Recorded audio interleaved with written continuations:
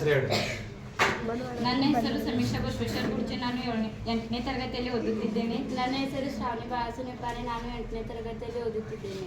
ನಾವು ಒಂದು ಬೀಕರನ್ನು ತೆಗೆದುಕೊಂಡಿದ್ದೇವೆ. ಅದರಲ್ಲಿ ಸ್ವಲ್ಪ ನೀರನ್ನು ಹಾಕಿದ್ದೇವೆ. ಈಗ ಅದರಲ್ಲಿ ನಾವು ಅರಿಶಿನ ಪುಡಿಯನ್ನು ಹಾಕುತ್ತಿದ್ದೇವೆ.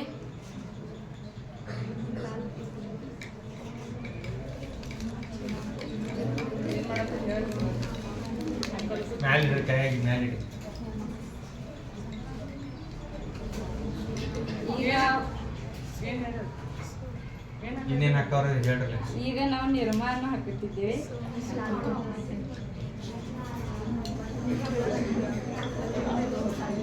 ಬಣ್ಣ ಏನಾಯ್ತು? ಹಳದಿ ಇದ್ದಿದ್ದ ಕೆಂಪಾಯ್ತು. ಈಗ ನಾವು ಲಿಂಬಿನ ಹಣ್ಣನ್ನು ಹಿಂಡುತ್ತಿದ್ದೇವೆ.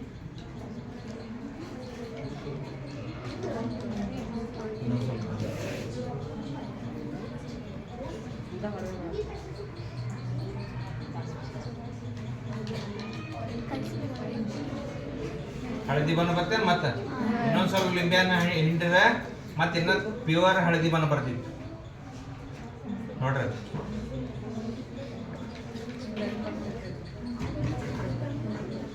ಅವಾಗ